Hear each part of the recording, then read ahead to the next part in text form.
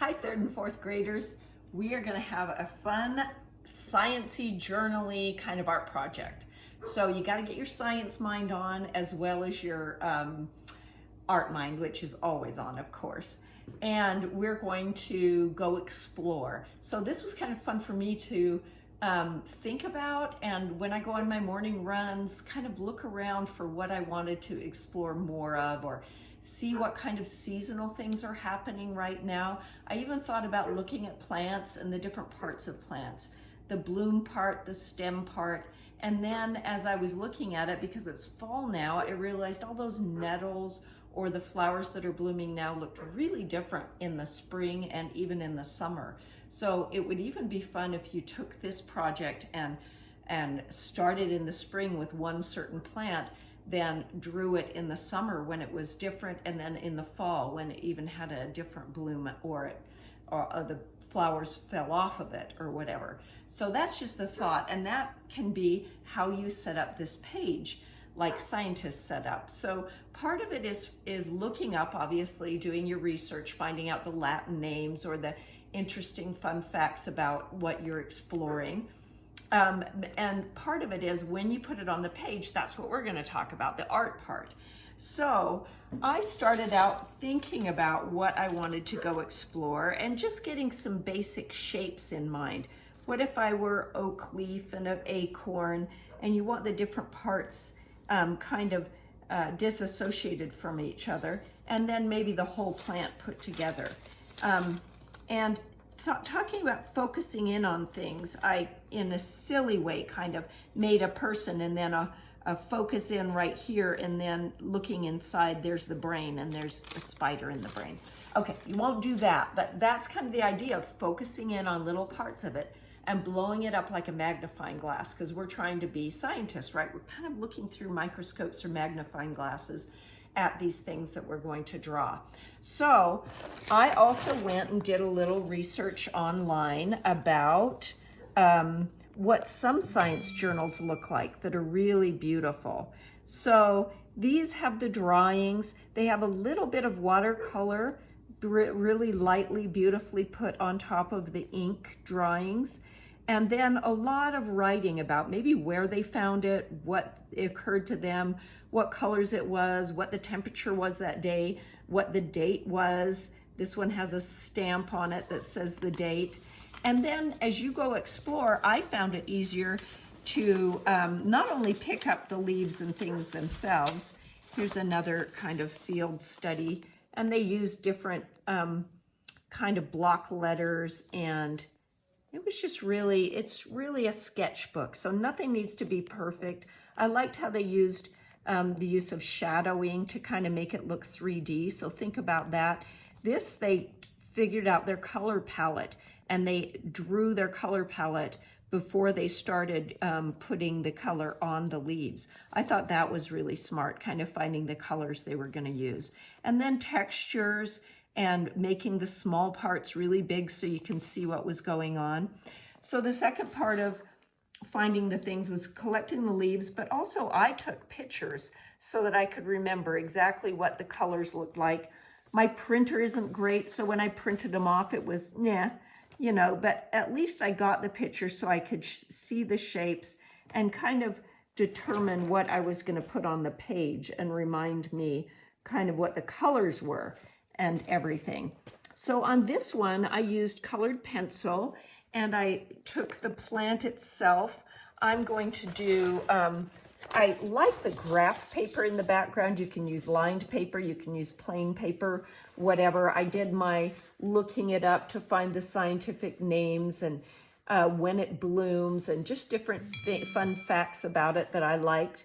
And then focusing in on a little piece of it. I'm in the process of kind of blowing that up so I can see it better. I used colored pencil and many different colors of green to get just the right green. You know how you make sure that you load up each color with several different colors. You have a lot of different options for green, adding blues and yellows to them. And then I'll add little windows of different other things that day that occurred to me. This is, like I said, colored pencil, On this one, I also did colored pencil, kind of thought about a tree in general, what that tree in winter looks like, what the leaf looks like. Maybe I tied a certain knot to a bigger piece where I explored what that pattern of that knot in the bark and the trunk looked like.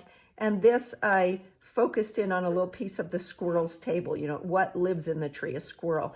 A little piece of its tail. I haven't added any words to this yet, but that will be a part of it. And in a very artistic way, adding those words, describing what I found and what I am exploring and discovering about this particular moment. So on this one that I started, based on this kind of weed I found on one of my runs, I'm gonna explore a little more with watercolor, because I like how nice and loose the watercolor is. So I've drawn it in with pencil, and I'm going to put the watercolor, not really carefully, but you know, pretty precisely over where it is in a really light way. And then I'm going to go back over it when it's totally dry with some ink, making my drawings a little more definite. This had a really light, beautiful, and this is where I focused in. These are tiny little star-shaped leaves, and they were not leaves, but petals, and they were very bright yellow. So I focused in and made them big, and I'll be a little bit more careful with them. I'll just kind of put a yellow blob there in the small one, but in these bigger ones, I can explore exactly how that looks and get the nuance of adding a little darker orange around the middle and being a little more exploratory about the colors with my watercolor paints. So this one has a nice loose quality. I'm going to add those different words to it, and the focusing in allows me to be a little bit more detailed about color and design.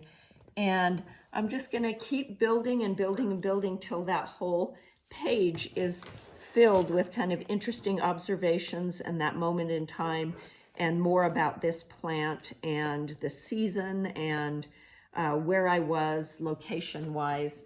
So that's kind of the fun thing about a science journal art, is it can get really as messy and exploratory and lots of words with it, and kind of the more you add to it, the more interesting it becomes. So experiment with colored pencil, experiment with some watercolor paint and some ink, and I can't wait to see what you come up with. And when we Zoom, we'll go even farther into it and do a little bit more discovering about how to make a science journal art entry. See you later. All right, well, I hope you had a great hike around and found your things to put in your science journal. And I wanted to say that one of my journal entries was really a houseplant, something I had just inside. So you don't have to feel like you have to go find something outside. I found a little piece of the plant that had fallen off of my houseplant, and that became what I went and explored online to find out all about this specific.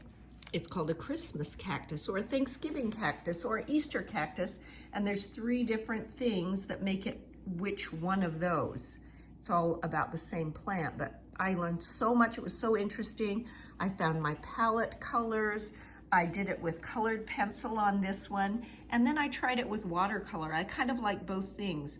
Often with the watercolor, I finished this one in, and I just had the outlines done, and I put the watercolor on top of it. You can also just watercolor loose colors and then outline it afterwards with your outlines.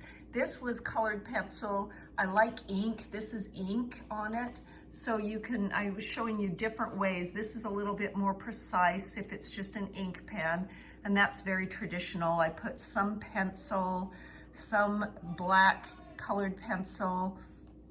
I put my palette colors in there and outlined them because I thought that looked neat. I did some measurements and some zoom in micro.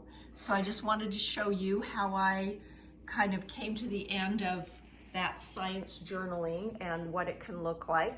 There's also a different science journal that I did that has a little bit more structure of, it's kind of squarish, almost like a Mondrian painting. And I finished that off and added some words and made the words part of what made it interesting, and connected things together like the squirrel, the oak, the leaf, the knot in the leaf. So that's another way that you can do it. So I hope you have fun. I hope you discover something and learn something new with your science journals.